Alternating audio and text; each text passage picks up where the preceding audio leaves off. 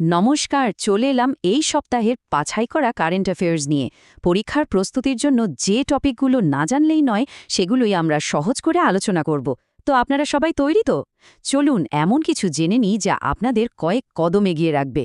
শুরুতেই একটা প্রশ্ন, যেটা এবারের পরীক্ষার জন্য ভীষণ ভীষণ ইম্পর্ট্যান্ট। ভারতের ৯৯তম রামসার সাইট হিসাবে কোন জায়গাটি স্বীকৃতি পেল? আচ্ছা, শুধু উত্তরটা জেনেই কিন্তু থেমে থাকলে চলবে না। এর সাথে জড়িত আরও কিছু ফ্যাক্টস আছে যেগুলো আমাদের জানতে হবে, তাই শেষ পর্যন্ত কিন্তু সাথে থাকতে হবে। আজকে আমরা কি কি দেখব তার একটা কুইক আউটলাইন দেখে নিই। প্রথমে থাকছে ইম্পর্ট্যান্ট অ্যাপয়েন্টমেন্টস, তারপর সায়েন্স অ্যান্ড এনভায়রনমেন্ট, এরপর অ্যাওয়ার্ডস অ্যান্ড ডেজ, আর শেষে অবশ্যই ন্যাশনাল অ্যান্ড ইন্টারন্যাশনাল নিউজ। আর হ্যাঁ, একদম শেষে থাকছে একটা পাওয়ার প্যাকড রিভিশন সেশন, যাতে সব কিছু মাথায় গেঁথে যায়। তো আর দেরি কেন, চলুন শুরু করা যাক।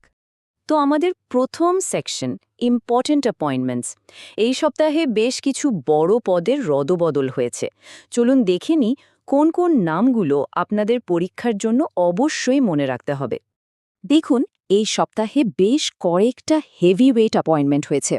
সবচেয়ে বড় খবরটা হলো নীতি আয়োগের নতুন ভাইস চেয়ারম্যান পদে এসেছেন অশোক লাহিড়ী।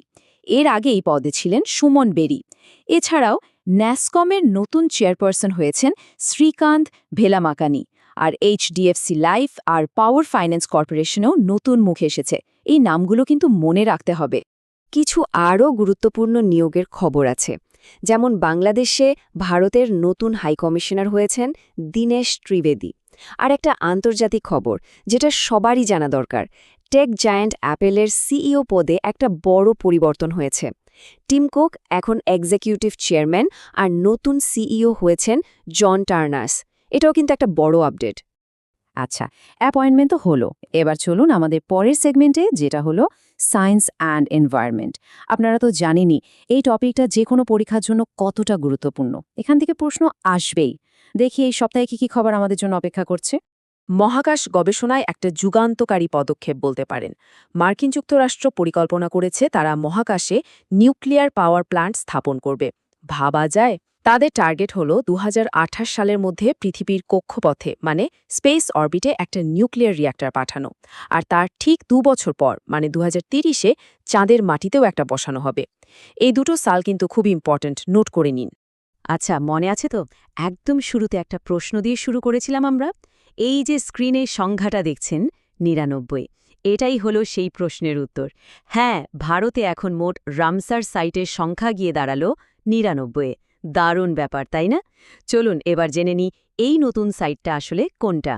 ভারতের ৯৯তম রামসের সাইট হল উত্তরপ্রদেশের শেখা ঝিল বদ স্যাংচুয়ারি। জায়গাটা কোথায়? আলিগড়ে। এর সাথে আরেকটা তথ্য মনে রাখতে হবে, এটা কিন্তু উত্তরপ্রদেশে ১২ নম্বর রামসের সাইট। নামটা আর লোকেশনটা দুটোই পরীক্ষার জন্য খুব খুব জরুরি। পরিবেশ রক্ষা নিয়ে যারা কাজ করেন তাদের জন্য সবচেয়ে বড় সম্মান হল গোল্ডম্যান এনভায়রনমেন্টাল প্রাইজ। এটাকে গ্রিন নোবেলও বলা হয়। আর এবছর এটা একটা ইতিহাস তৈরি করেছে। কেন? কারণ এই প্রথমবার ৬টা মহাদেশ থেকে যে ৬জন বিজয়ী হয়েছেন তারা সবাই মহিলা। এটা সত্যি একটা দারুণ খবর এবং খুবই অনুপ্রেরণার।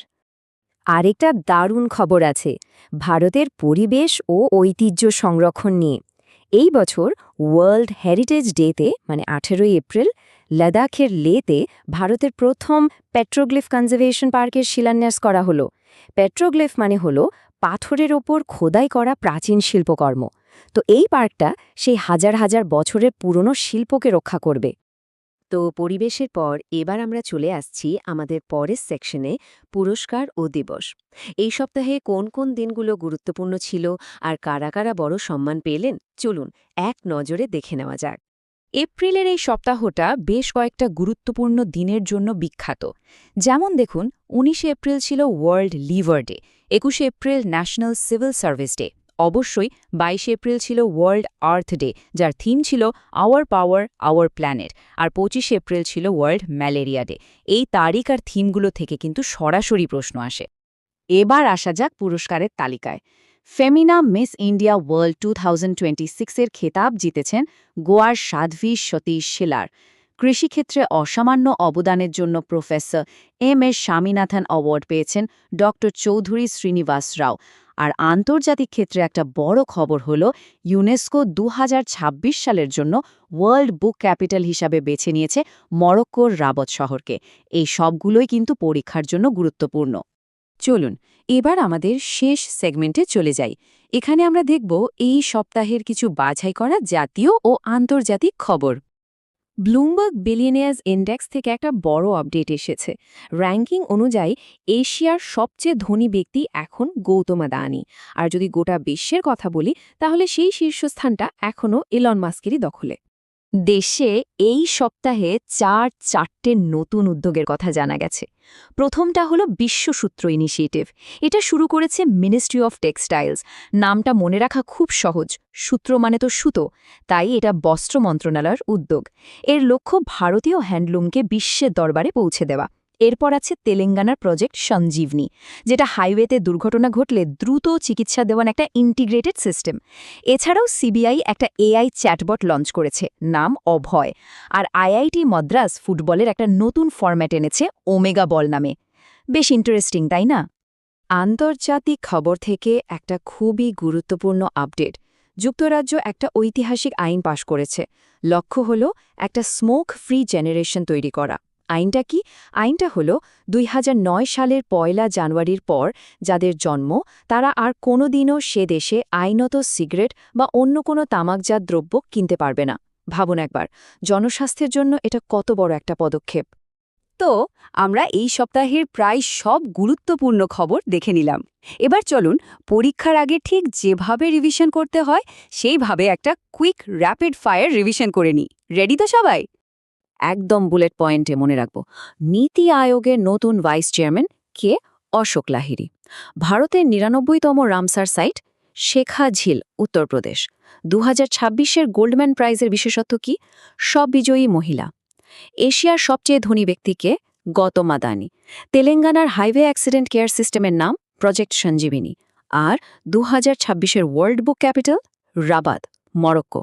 ব্যাস, এই পয়েন্টগুলো একদম ভুললে চলবে না। আজকের আলোচনা আমরা এখানে শেষ করছি, কিন্তু যাওয়ার আগে আপনাদের জন্য একটা প্রশ্ন রেখে যাচ্ছি। 2028 সালে মঙ্গল গ্রহে যে রোজালিন ফ্র্যাঙ্কলিন রোভারটা পাঠানো হবে সেটা লঞ্চ করার জন্য কোন কোম্পানিকে বেছে নেওয়া হয়েছে? একটু রিসার্চ করুন, উত্তরটা খুঁজে বের করার চেষ্টা করুন। আপনাদের প্রস্তুতির পথে আমরা সবসময় সঙ্গে আছি। পরের সপ্তাহে আবার দেখা হবে। ধন্যবাদ।